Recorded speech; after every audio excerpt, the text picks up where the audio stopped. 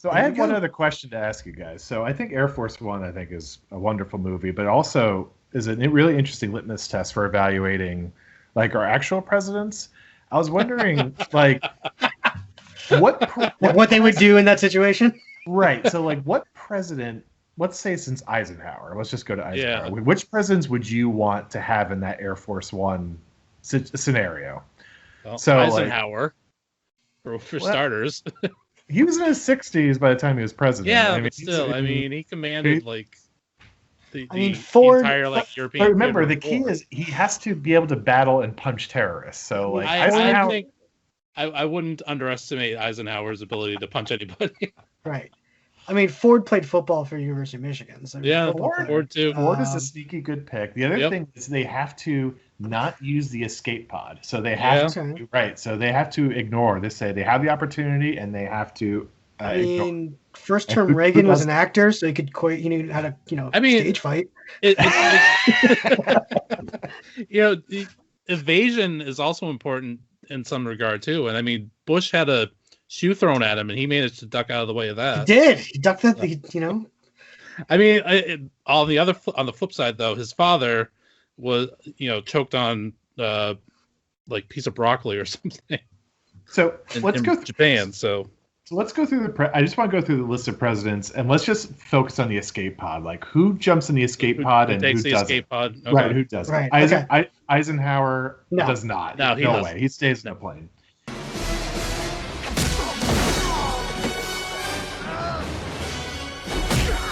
JFK. Ooh, he was a war hero. I think he stays. It's tough. Yeah, I do too. That's like a 50-50 one. I could see it going either way. I agree.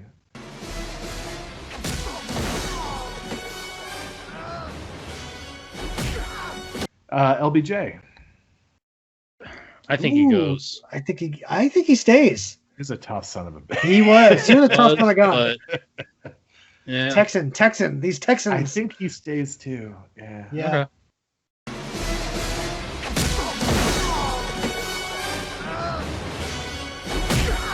Okay. Nixon.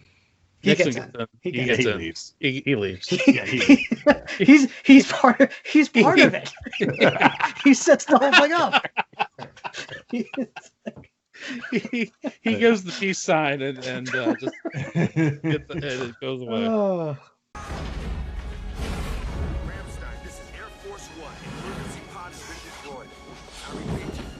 Gerald Ford. He stays. He stays, but fails. He stays, but fails. It doesn't work out. Poor Gerald Ford.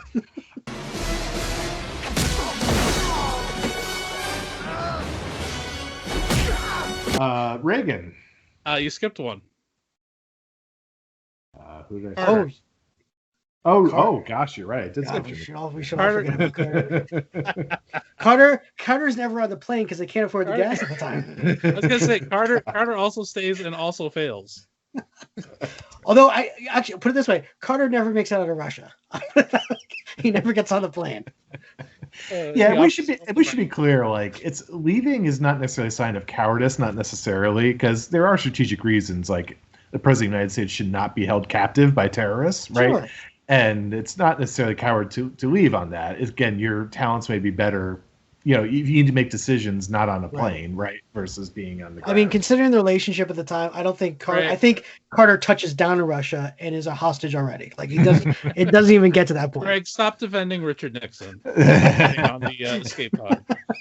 So Jimmy Carter, we think he probably leaves. I think he's thinking he's going to make better decisions on the ground than the plane. And he'd be wrong. He thinks he can reason with the terrorists. And he'd be wrong because he was wrong about everything he did. So I also want to leave that. Let's leave aside, just for fun, leave aside the fact that his family may or may not be on the plane. Because obviously,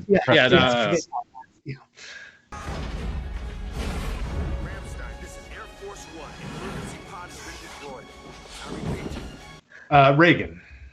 First term Reagan stays. Second term. I think this is close. I think Reagan goes. I think he leaves. Oh, interesting. I think he stays, but I think it's I can see it going either way, kind of like JFK. Right.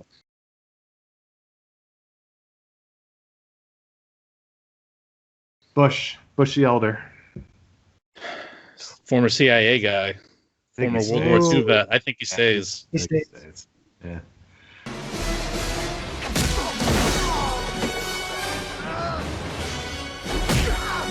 Clinton.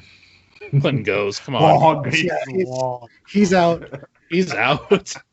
He's out before there's even a problem. He's like, he finds something interesting to Russia. He decides to stay. Well, right. He takes the intern with him on the escape route. Gonna go for a jog, guys. Right.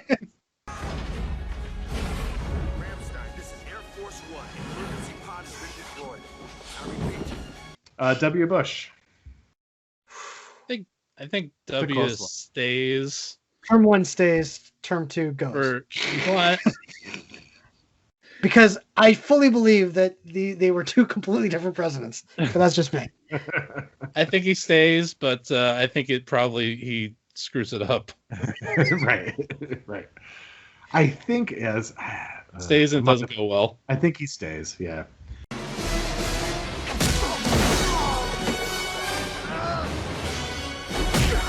Obama. Term 1 he goes. Term 2 he stays. It's not term 1, term 2 crap. Pick one. I think he goes. I don't know. It's a tough one. He stays. Yeah, he stays. It works out, and he takes way too much credit for it. He gets the Nobel Peace Prize for it. Like, he does everything Harrison Ford does in that movie. Or no, he doesn't do any of that, but he writes the movie himself, and that's what we get. So, like, that's the.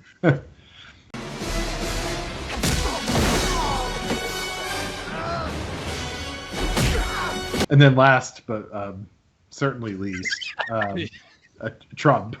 I mean, come on. Well, he has to let it happen because here's the thing: Trump is pushing down Nixon to get into the escape pod. Well, no, it's like whatever. If it's Russians, then he's just got to kind of go along with it because that's like that's the deal. Like that's the arrangement. Okay, if you guys want Air Force One, it's all yours.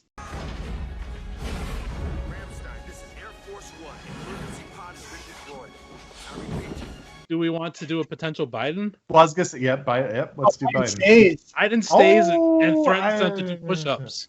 He'll challenge them to a push-up contest. I don't know if Biden stays. Biden stays and thinks that he's Harrison Ford. Why? Based on what? Why? Because he thinks this guy picks fights with like auto workers. Exactly. Come on, man.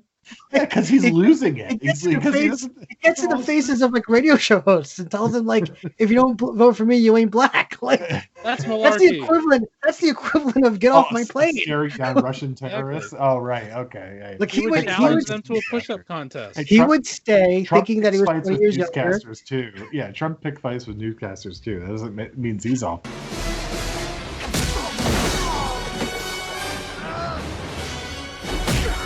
You know, Greg, this is great. We should have also done vice presidents as well.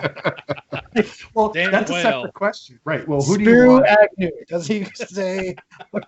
Well, no, because we had Glenn Close that played the vice president, yeah, right? Uncredited, I think. Right. So who do you want? Right. Which vice president do you most want in that seat when the president's life is on the president and like half his cabinet's like on the airplane? You know. Oh, Dick Cheney. Dick Cheney. I know Spiro Agnew's pretty close. He was a good decision maker. Rockefeller, can't forget about Rockefeller. Dan Quayle. I want Dan Quayle in that seat.